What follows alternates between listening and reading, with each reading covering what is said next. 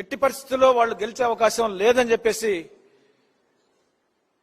మరలా జగన్మోహన్ రెడ్డి గారు ముఖ్యమంత్రి అవుతారు, వైసీపీ ఘన విజయం సాధించబోతుందని చెప్పేసి ఒక రకమైనటువంటి మానసిక రుగ్మతకు, ఆందోళనతో కూడినటువంటి మానసిక రుగ్మతకు గురై పిచ్చి పిచ్చిగా మాట్లాడటం, మతి భ్రమించి మాట్లాడటం, వ్యక్తిగత దూషణలకు దిగటం, అసలు వాళ్ళు ఏమి మాట్లాడుతున్నారో కూడా అర్థం కానటువంటి పరిస్థితుల్లో వాళ్ళు నెట్టబడ్డారు. ప్రజలు ఇవన్నీ కూడా గమనిస్తా ఉన్నారు. ప్రజా కోర్టులో వీళ్ళు మాట్లాడే ప్రతి మాటకు మూల్యం చెల్లించుకోక తప్పదు అని చెప్పేసి ఈ సందర్భంగా నేను తెలియజేస్తా ఉన్నాను. నిన్న పవన్ కళ్యాణ్ గారు ఉంగుటూరు నియోజకవర్గంలో గణపురంలో రోడ్ షోలో మాట్లాడుతూ జగన్ కు పొలిటికల్ హాలిడే ఇచ్చేద్దామని చెప్పేసి అర్థం పర్థం లేనటువంటి ఒక వ్యాఖ్య చేశారు. నేనంటాను, అసలు పవన్ కళ్యాణ్ పాలిటిక్స్ కి పనిచేస్తాడా? అసలు ఈయన రాజకీయవేత్తేనా? రాజకీయ నాయకుడేనా?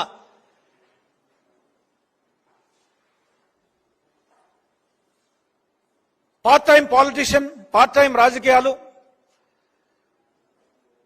ఫుల్ టైం సినిమాలు. జగన్ గారు పదే పదే చెప్తారు, ఈయన సినిమా కంటే ఇంటర్వెల్ ఎక్కువగా ఉంటుందని.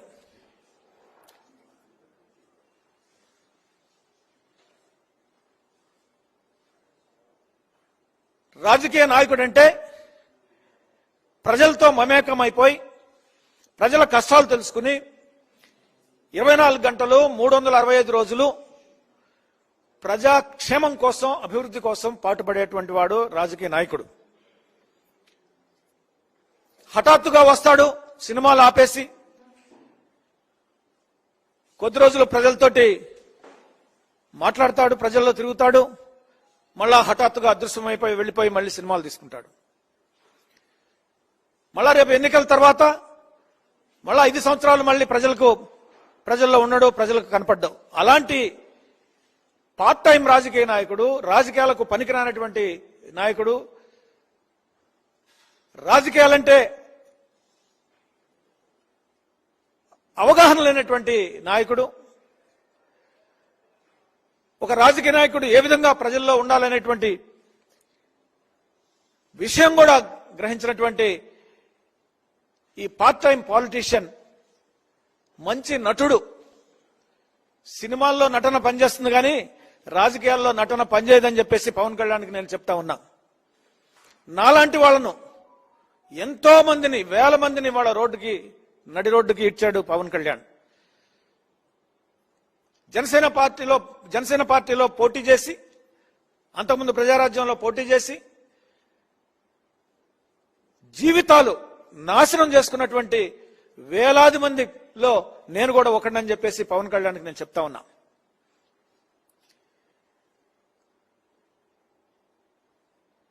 రాజకీయాల్లో నటిస్తూ, అబద్ధాలు ప్రచారం చేస్తూ,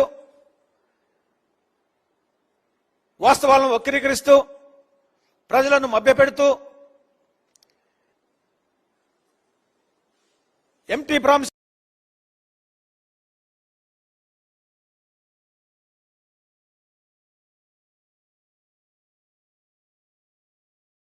ఎలక్షన్ తర్వాత పవన్ కళ్యాణ్కి పొలిటికల్ హాలిడే తీసుకుంటాడు. మళ్ళీ రష్యా వెళ్తాడో, యూరోప్ వెళ్తాడో, ఏ విదేశీ విహారయాత్రలకు వెళ్తాడో, మళ్ళా సినిమాలు.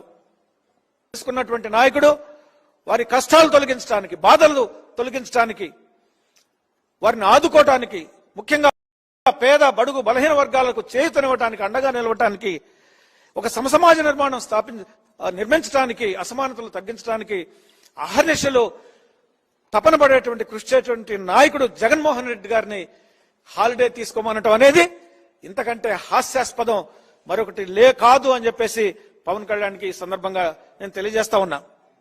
మిత్రులారా, ఈ ల్యాండ్ టైటిలింగ్ చట్టం విషయంలో ప్రతిపక్ష పార్టీలు లేనిపోని అపోహలు సృష్టిస్తూ అబద్ధాలను ప్రచారం చేస్తూ ప్రజల్ని గందరగోళ పరిస్థితికి నెట్టి రాజకీయ లబ్ధి పొందాలని చూస్తున్నారు. ఇది చాలా బాధాకరం, ఇది చాలా తీవ్రమైనటువంటి అంశం అని చెప్పేసి ఈ సందర్భంగా నేను తెలియజేస్తా ఉన్నా. ఈ ల్యాండ్ టైటిలింగ్ చట్టం ఏదైతే ఉందో ఈ చట్టానికి పునాదులు 1989 నుంచే పడ్డాయి. ఈ రోజు కేంద్రంలో ఉన్నటువంటి బీజేపీ ప్రభుత్వం ఈ చట్టాన్ని భారతదేశ వ్యాప్తంగా అమలు చేయాలని చెప్పేసి రాష్ట్ర ప్రభుత్వాలకి ఆదేశాలు ఇవ్వడం జరిగింది. దీంట్లో ప్రధానంగా 2 అంశాలు. ఒకటి, భూములను రీసర్వే చేయటం, ఈ స్టాంపింగ్ చేయటం. ఇవాళ ఉన్నటువంటి విధానంలో లోపాలన్నింటిని కూడా సరిచేసి లోపరహిత చట్టాన్ని తీసుకుని వచ్చి భూమి యొక్క అసలైనటువంటి హక్కుదారుల యొక్క హక్కులను రక్షించడం, కాపాడటం ఈ చట్టం యొక్క ప్రధానమైనటువంటి ముఖ్య ఉద్దేశం. మనకు తెలుసు, తెలుగు కుంభకోణం, పెద్ద కుంభకోణం ఈ భారతదేశాన్ని కుదిపివేసింది. నకిలీ స్టాంపుల కుంభకోణం. ఇలాంటి కుంభకోణాలకి తెర తీసి ఈ స్టాంపింగ్ ద్వారా ఎక్కువ భద్రతా ఫీచర్స్ ఉన్నటువంటి ఈ స్టాంపింగ్ ద్వారా ఈ చట్టాన్ని తీసుకురావాలని బీజేపీ ప్రభుత్వం ముందుకొచ్చింది. ఇవాళ కూటమిలో ఉన్నటువంటి బీజేపీ ప్రభుత్వాన్ని తెలుగుదేశం పార్టీ, జనసేన పార్టీలు మీ కూటమిలో సభ్యులైన ఒకరైనటువంటి బీజేపీని అడగాలి ఈ చట్టం గురించి. లేనిపోని అబద్ధాలు, అపోహలు సృష్టించి ఈ చట్టం ఆంధ్రప్రదేశ్ రాష్ట్ర ప్రభుత్వం ఏదో బలవంతంగా ప్రజల మీద రుద్దుతుందని, ఈ చట్టం ద్వారా భూములన్నింటిని కూడా ప్రభుత్వం లాగేసుకుంటుందని, భూమి హక్కుదారులకి ఒక అభద్రతాభావాన్ని సృష్టించి మీ భూములన్నీ ప్రభుత్వం లాగేసుకుని వాళ్ళ ఇష్టం వచ్చిన వాళ్ళకి రిజిస్టర్ చేస్తుందనేటువంటి ఒక భయంకరమైనటువంటి అబద్ధాన్ని నిజం చేయాలని చెప్పేసి చూస్తుంది. గోబల్ ప్రచారానికి ఒడిగట్టింది పచ్చ మీడియా. ప్రజలందరికీ నిన్న అజయ్ కల్లం గారు స్పష్టంగా ఈ విషయంలో రౌండ్ టేబుల్ కాన్ఫరెన్స్ కండక్ట్ చేసి స్పష్టంగా అనేక విషయాలు చెప్పారు. ఈ రోజు ఉన్నటువంటి వ్యవస్థలో ఉన్నటువంటి లోపాలన్నింటిని కూడా సరిచేసుకుని భూములన్నింటిని కూడా రీసర్వే చేసి ఈ స్టాంపింగ్ ద్వారా ఈ భూమి హక్కుదారులకు రక్షణ కల్పించాల్సినటువంటి అవసరం ఉంది అన్న విషయాన్ని వారు చెప్పారు. అంతేకాకుండా ఈ గోబల్ ప్రచారాన్ని, ఈ చట్టం మేమేదో బలవంతంగా తీసుకొచ్చి ప్రజల మీద రుద్ది భూములు లాగేసుకుని ఆ భూములు ఇష్టం వచ్చిన వాళ్ళకి రిజిస్టర్ చేసేటువంటి ఒక దుష్ట ప్రక్రియకు శ్రీకారం చుట్టిందని తప్పుడు ప్రచారాన్ని తిప్పికొట్టాలి.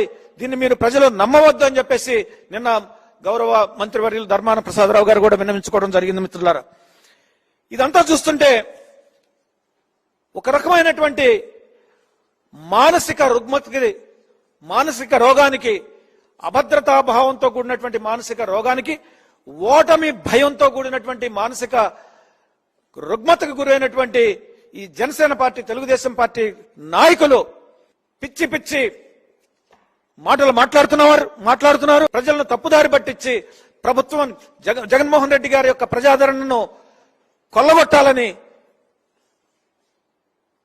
జగన్మోహన్ రెడ్డి గారి మీద ఉన్నటువంటి విశ్వాసాన్ని, ప్రజల్లో వారికి ఉన్నటువంటి విశ్వసనీయతను దెబ్బతీయాలని నాయకులు మాట్లాడుతూ ఉన్నారు. పత్రికలు పిచ్చి రాతలు రాస్తా ఉన్నాయి, గోబల ప్రచారం చేస్తా ఉన్నాయి. నేను ఒకటే చెప్తా ఉన్నాను మిత్రులారా, విశ్వసనీయతకు మారు పేరు జగన్మోహన్ రెడ్డి గారు. చెప్పింది చేస్తారు, చేసేది చెప్తారు. మాట తప్పని నాయకుడు, మడమ తిప్పని నాయకుడు. ఇవాళ మేనిఫెస్టో విషయంలో కూడా చూస్తే ఏదైతే అమలు చేయగలమో, ఏదైతే బడ్జెట్ సహకరిస్తుందో బడ్జెట్ కు తగ్గట్టుగా మేనిఫెస్టోని ఇవ్వడం జరిగింది. అమలు చేయగలిగినటువంటి వాగ్దానాలనే, స్కీముల్ని వారు ప్రకటించారు. చంద్రబాబు నాయుడు 2019లో ఆయన విడుదల చేసినటువంటి మేనిఫెస్టోలో ఏ ఒక్క వాగ్దానాన్ని కూడా, ఏ ఒక్క అంశాన్ని కూడా ఆయన ఒకటి కూడా అమలు కాలేదు.